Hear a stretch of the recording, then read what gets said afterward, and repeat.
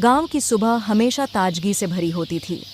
पक्षियों की चहचहाहट, मंदिर की घंटियां और चूल्हे पर चाय की महक माहौल को और भी सुखद बना देती थी। चौधरी परिवार के आंगन में आज विशेष चहल पहल थी, क्योंकि घर में नई बहू आई थी। चौधरी शिवनारायण का परिवार गांव का प्रतिष्ठित परिवार था। उनके 3 बेटे थे, जिनमें से सबसे बड़े बेटे अमन की शादी शहर की लड़की निधि से हुई थी। निधि एक पढ़ी लिखी, आत्मनिर्भर लड़की थी। उसने एमबीए किया था और एक बड़ी कंपनी में नौकरी भी करती थी, लेकिन अब वह इस परंपरागत परिवार का हिस्सा थी। शादी के बाद जब निधि ससुराल पहुंची तो उसकी मुलाकात उसकी सास सावित्री देवी से हुई। सावित्री देवी गांव की एक पारंपरिक महिला थीं, जिन्होंने हमेशा घर और परिवार को प्राथमिकता दी थी।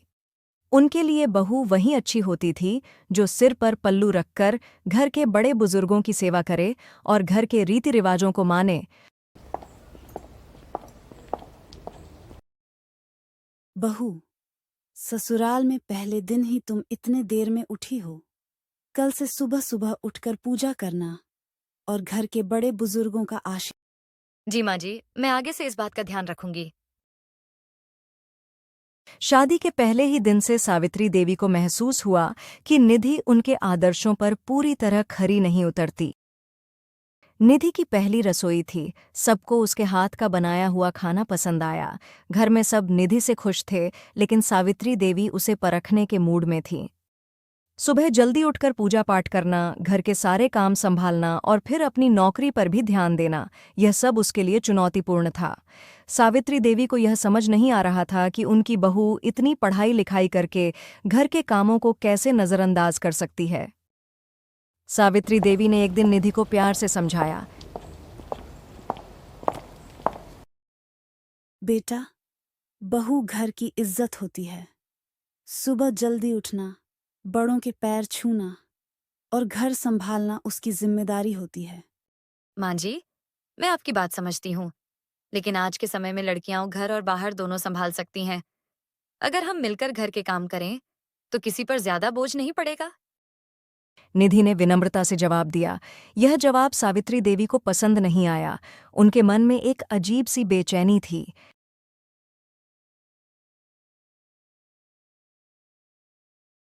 बहू, सुबह सुबह ऑफिस जाने की क्या जल्दी है? पहले घर के बड़े बुजुर्गों के पैर छुओ, चाय बनाओ, फिर बाहर जाने के बारे में सोचो। माँ जी, मैं ऑफिस के साथ साथ घर के कामों में भी पूरी मदद करूंगी, लेकिन अगर आप और अमन थोड़ा सहयोग करेंगे तो सब कुछ आसानी से हो जाएगा। तो अब पति भी घर का काम करेगा? अजीब जमाना आ गया है। हमारे जमाने में तो हम अपने पति, बच्चे और घर के सभी बुजुर्गों की अकेले ही सेवा करते थे। और आज, कल के बहुओं को देखो, उनके साथ सब लोग मिलकर काम करें। माँ, आजकल पति पत्नी दोनों मिलकर घर संभालते हैं। वैसे भी निधि की नौकरी भी उतनी ही जरूरी है जितनी घर की जिम्मेदारियां।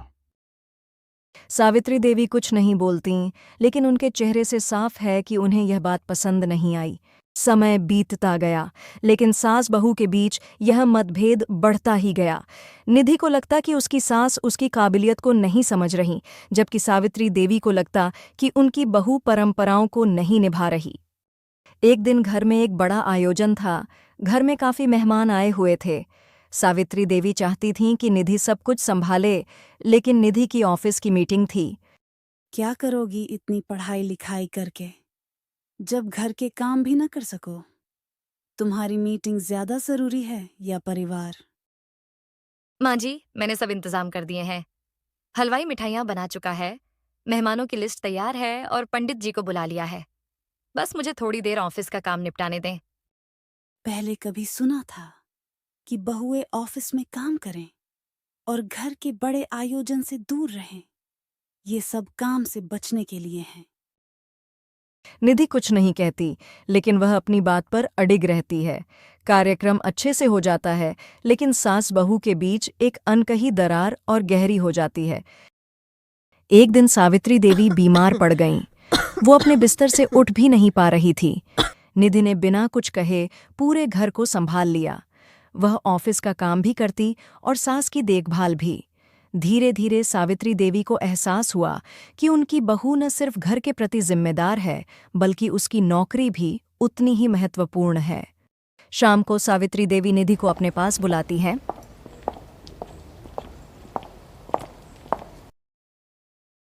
सावित्री देवी ने निधि का हाथ थामकर कहा, बहू, तुमने आज जो किया वह मुझे बहुत कुछ सिखा गया।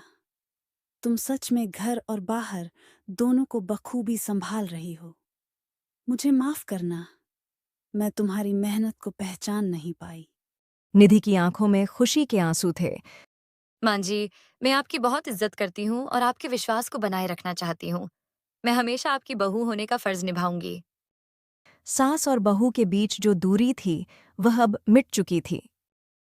इसके बाद से सावित्री देवी ने निधि को घर के कामों में जबरदस्ती घसीटना बंद कर दिया और निधि ने भी कोशिश की कि वह घर के कामों में ज्यादा सहयोग करे। दोनों ने एक दूसरे को समझने और स्वीकारने का नया तरीका ढूंढ लिया था। अब जब भी कोई बहू के नौकरी करने पर सवाल उठाता तो सावित्री देवी गर्व से कहती, मेरी बहू घर भी संभालती है और बाहर भी। यही आज की असली बहू है। इस तरह सास बहू के बीच की दूरी समझदारी, प्यार और सम्मान से भर गई, जो हर रिश्ते में होना चाहिए।